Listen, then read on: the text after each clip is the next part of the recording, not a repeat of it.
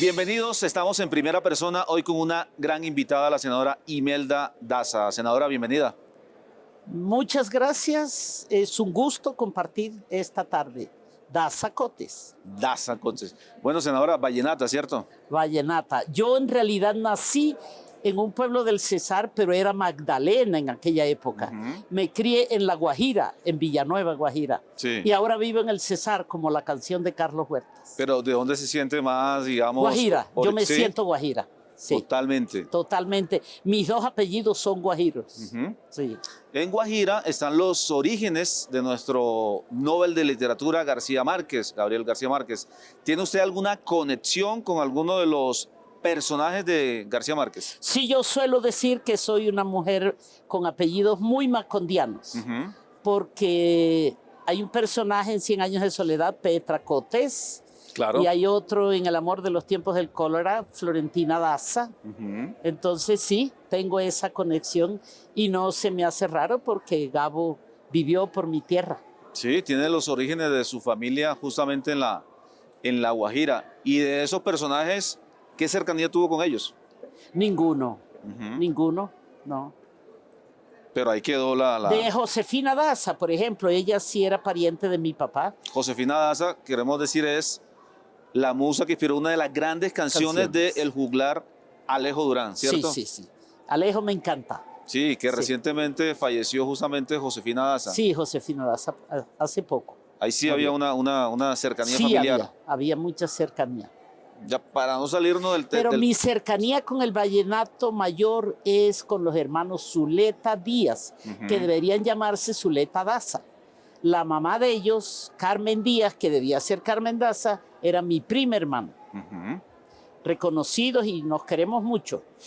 Nos llamamos primos. Pero su canción preferida del vallenato no está por los lados de los hermanos Zuleta. No, extrañamente es Silva María, de Alejo Durán. De Alejo Durán. Sí. Cántenos un pedacito. De Puerta Antioquia para arriba hasta Yarumal, cuando sale este negrito en correduría, apenas yo recordaba a Silva María, me daban aquellas ganas de regresar.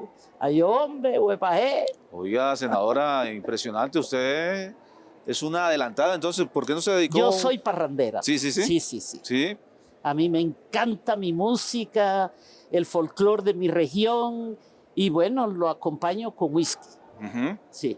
Como debe ser En la todo. juventud era normal, aguardiente, ron, lo que fuera, pero ahora soy más selecta. Pero en una región como la nuestra, Caribe, el machismo sin duda es mucho más marcado que en cualquier otra zona del país.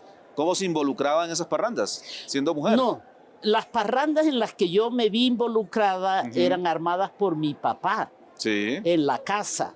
Él también tocaba acordeón, pero como hobby.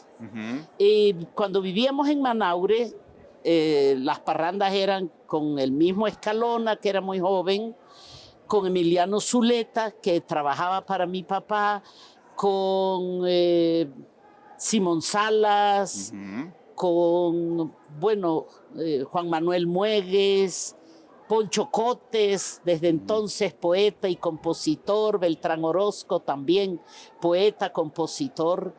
Eso era fue una época dorada.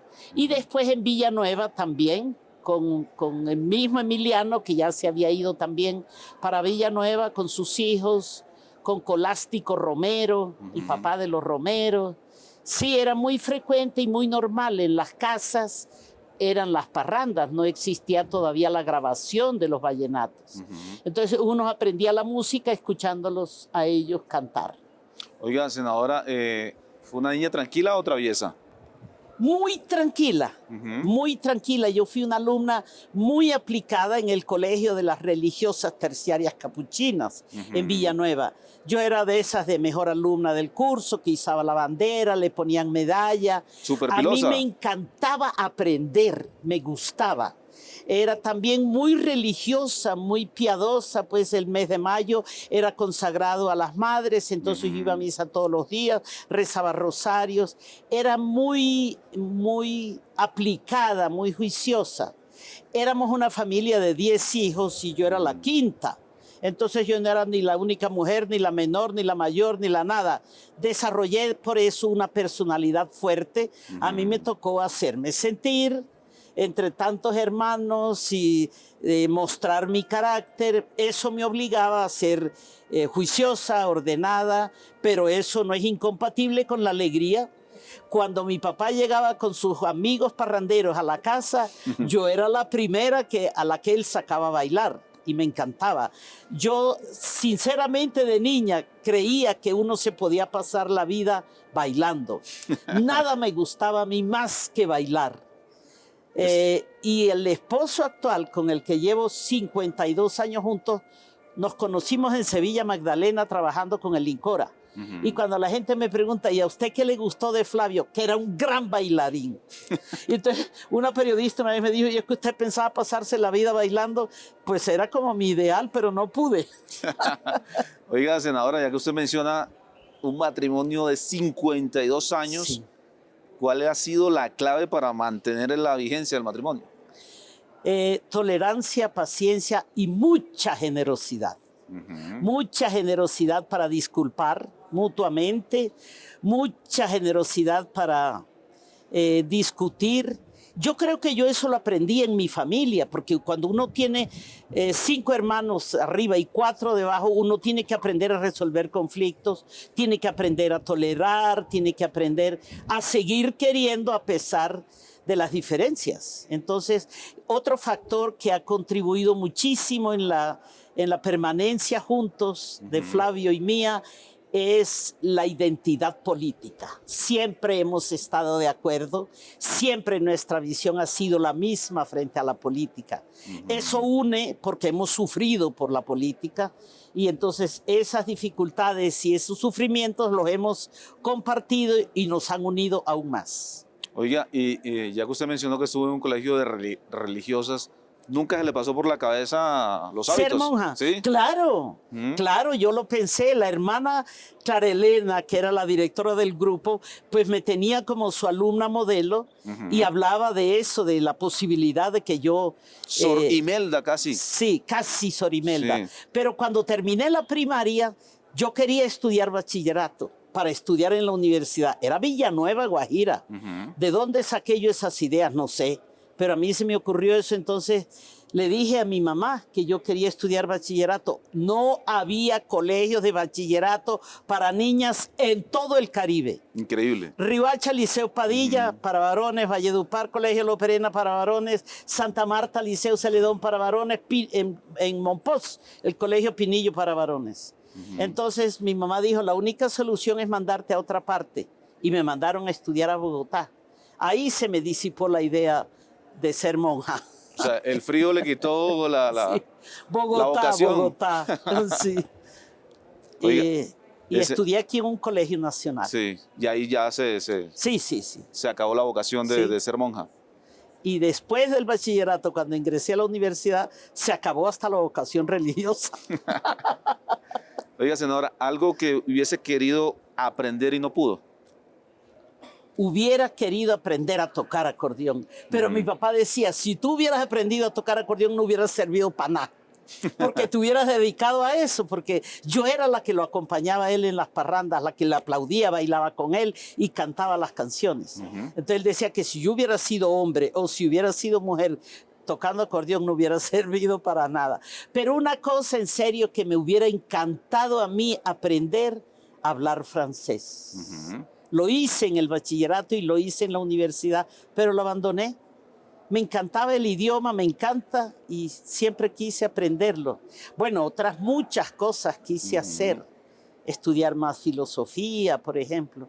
Pero no, la vida lo va atropellando a uno y lo va obligando a otras cosas. ¿Y el francés por qué? ¿Alguna afinidad con...? Pura cuestión de gusto. Cuando tuve la primera profesora de francés en el colegio, me parecía fascinante escucharla hablar. Ella nos ponía canciones en francés, diálogos en francés, y me encantaba el idioma. Y yo desarrollé una gran habilidad para pronunciar el francés, que es muy difícil. Ella me decía que eso era propio de la gente del Caribe, porque nosotros tenemos la N gutural, no dental, como la tiene la gente en el interior, y eso es una gran ventaja con el francés. Entonces sí, desarrollé ese gusto. Senadora, una mujer caribe, ¿cómo la define usted?